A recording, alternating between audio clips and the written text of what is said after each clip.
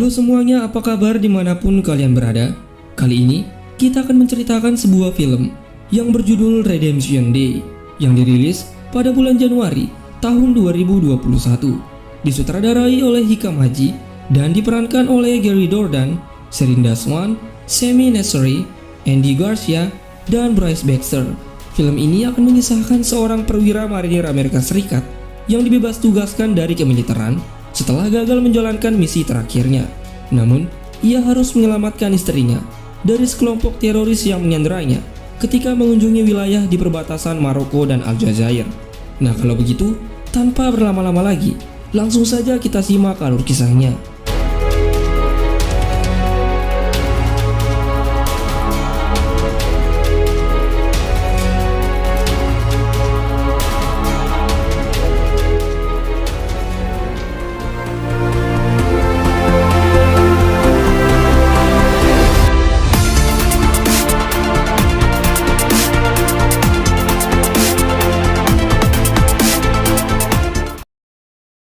Film diawali dengan sebuah narasi yang menjelaskan bahwa peradaban manusia bergantung pada sumber energi minyak.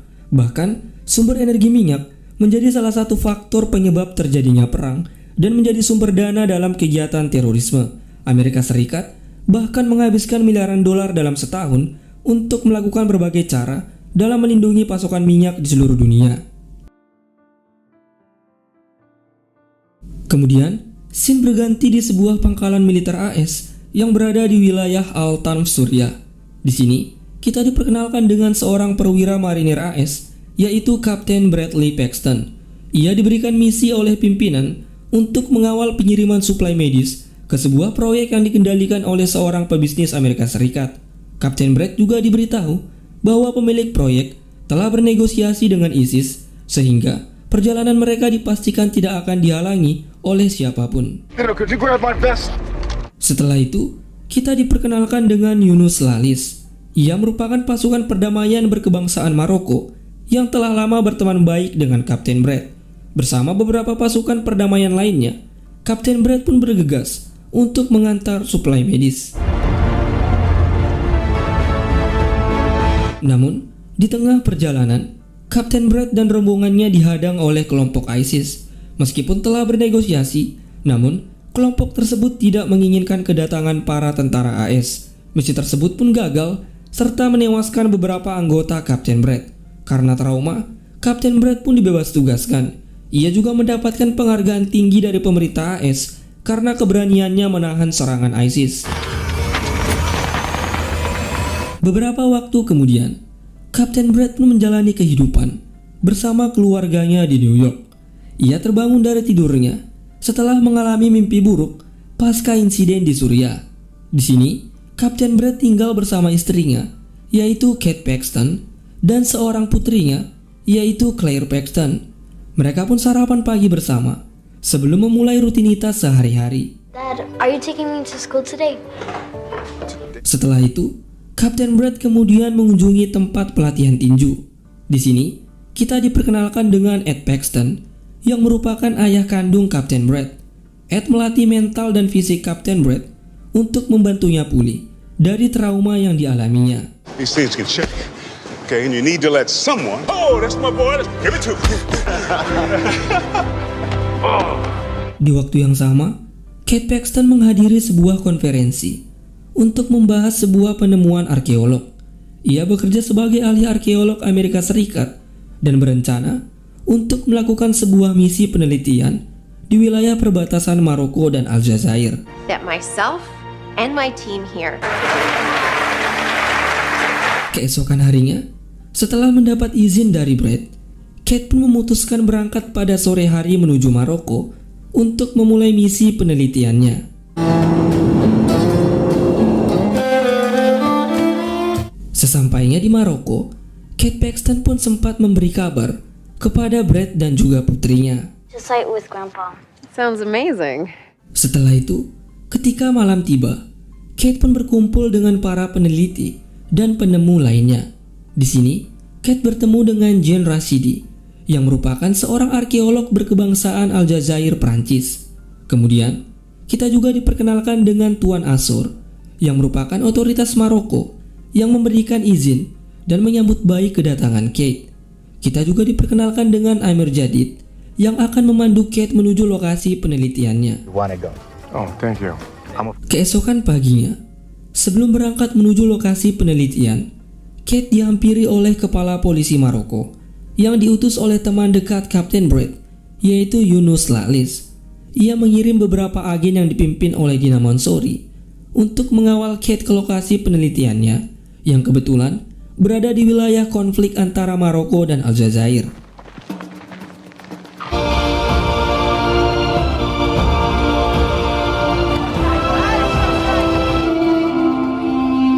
Sesampainya di lokasi, Kate bersama rombongannya pun menelusuri beberapa area.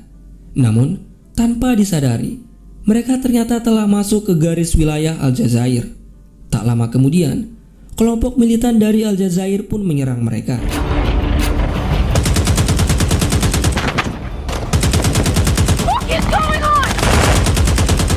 Akibat dari kejadian tersebut, Dina Mansouri pun tewas tertembak.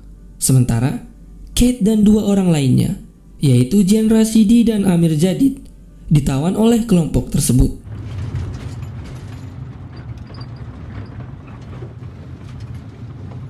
Tak lama kemudian, pihak kepolisian Maroko pun mengamankan area TKP. Teman dekat Brett yaitu Yunus langsung menghubungi Kapten Brett dan memberitahu bahwa istrinya telah diculik. Mendengar berita tersebut, Kapten Bradley pun terkejut dan bergegas menuju Maroko untuk menyelamatkan istrinya. Di samping itu, Kate dan tawanan lainnya dibawa menghadap seorang pimpinan militan, yaitu Jafar El-Hadi. Di sini, tampak seorang pria yang sebelumnya ikut bersama Kate dan rombongannya. Pria tersebutlah yang memberitahu Jafar untuk menangkap Kate dan rombongannya. Ia menuding bahwa Kate dan rombongannya adalah mata-mata Amerika Serikat. Oleh karena itu, Jafar pun menyandra mereka dan mengharapkan uang tebusan untuk mendanai segala aksinya. Di waktu yang sama, Kapten Brett pun tiba di kota Rabat, Maroko. Ia dijemput oleh Yunus dan berangkat menuju kantor kedutaan Amerika Serikat. Sementara itu, di kantor kedutaan Amerika Serikat, kita diperkenalkan dengan Duta Besar Williams yang sedang menyaksikan sebuah berita di televisi. Berita tersebut memberitahu bahwa Aljazair dan Maroko saling memperebutkan wilayah di Sahara. Karena konflik yang mulai memanas, PBB pun memutuskan untuk mengambil pemungutan suara bahwa ke pihak mana wilayah tersebut akan diberikan. For most of us, it's the first we hear of it. Come in, Fitzy.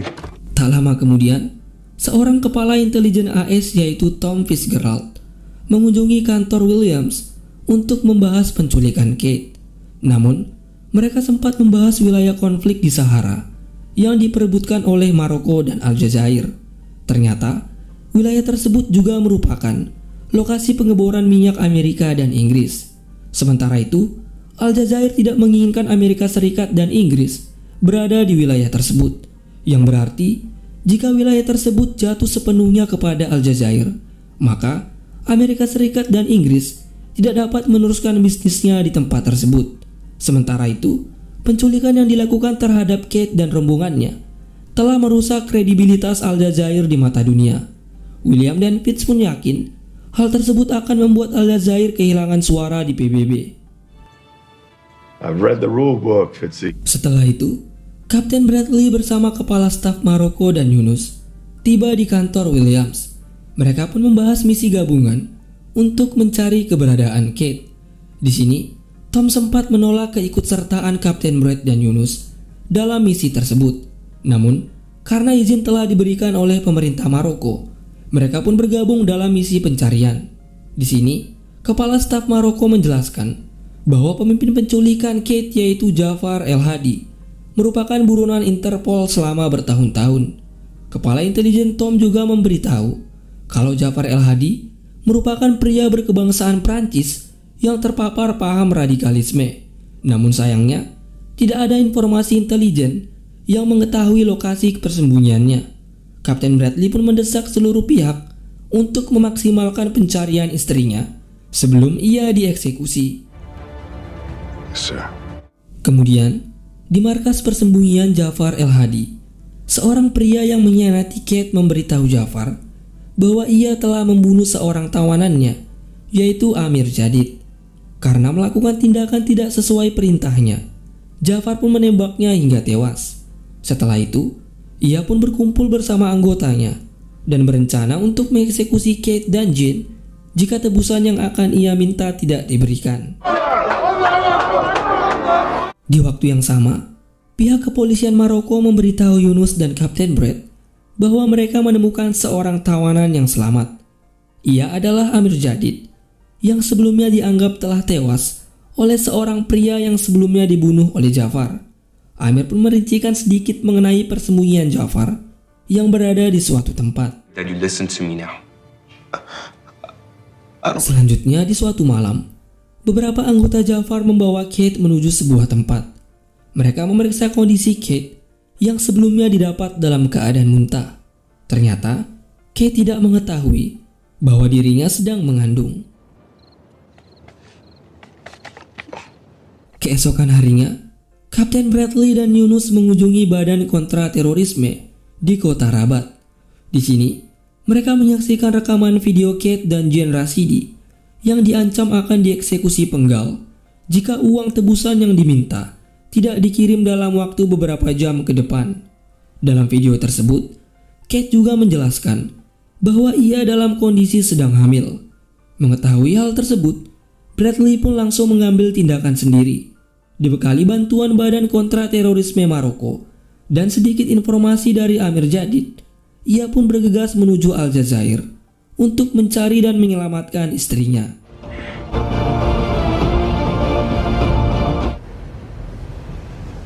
Sesampainya di perbatasan Aljazair, Yunus pun meminta bantuan kepada seorang rekannya untuk bisa memasuki wilayah Aljazair. Setelah memasuki Aljazair, mereka pun menyinggahi sebuah masjid dan menyempatkan diri untuk sholat. Di sini, Yunus dan Brad bertemu dengan seorang imam yang memberikan mereka bantuan kendaraan menuju tempat persembunyian Jafar dan kelompoknya. Imam tersebut juga memberitahu bahwa apa yang dilakukan oleh Jafar dan kelompoknya tidak ada hubungannya dengan Islam. Setelah itu, mereka pun meneruskan perjalanan menuju wilayah barat Aljazair, yaitu Abatla. About what?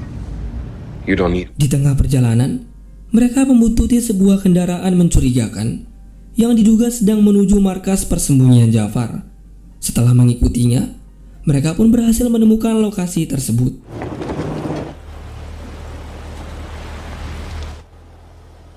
That was almost. Setelah memberitahu lokasi persembunyian Jafar, Dubes Williams dan Tom pun berkomunikasi dengan Presiden AS dan pejabat tinggi lainnya.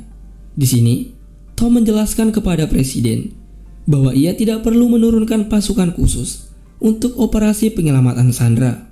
Dubes William juga memberitahu kalau operasi penyelamatan sedang dilakukan oleh Kapten Brad dan Agen Yunus. Namun, mengetahui aksi yang sedang dilakukan oleh Brad dan Yunus, Presiden AS pun tidak tinggal diam. Ia mendesak Navy SEAL untuk membantu Kapten Brad dan Yunus. Mr. President. Di samping itu, Kapten Brad dan Yunus pun memulai aksinya. Di sini, mereka berhasil melumpuhkan sebuah pos penjagaan dan melumpuhkan 4 orang penjaga lainnya dari jarak jauh. I'd say 300 meters. Clear.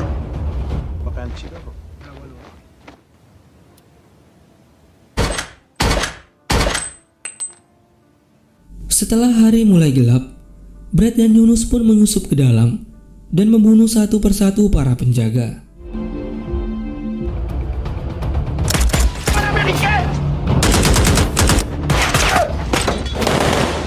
Tak lama kemudian, Brad akhirnya menemukan Kate. Ia pun mengamankannya sementara dan mencari Yunus yang ternyata telah dikepung oleh Jafar beserta anggotanya. Akibat penyusupan tersebut, Jafar pun memerintahkan anak buahnya untuk mengeksekusi Jane Rashidi. Eksekusi yang dilakukan pun membuat pihak AS menjadi khawatir dengan salah satu sandera dari negaranya. Di kedutaan besar AS, William pun mendesak Tom untuk segera menerjunkan pasukan khusus AS ke lokasi yang telah diberikan. You need. Excuse me, the Algerian. Sementara itu, Kapten Brett dan Yunus akhirnya terkepung oleh Jafar dan anggotanya. Jafar pun meminta mereka agar mengirimkan uang tebusan sebesar 10 juta dolar. Setelah pihak Yunus mentransfer uang yang ia minta, Jafar pun melarikan diri dan memerintahkan anak buahnya untuk menghabisi Kapten Brett dan Yunus. Namun, pasukan Navisial yang baru saja tiba berhasil menewaskan Jafar yang hendak melarikan diri. Sementara itu, Yunus dan Brett berhasil menewaskan beberapa anggota Jafar yang hendak membunuh mereka. Setelah itu, Kapten Brett pun memerintahkan Navisial untuk membawa Kate pergi. Brett dan Yunus pun memutuskan untuk tinggal dan mencoba meledakkan tempat tersebut dengan beberapa bom.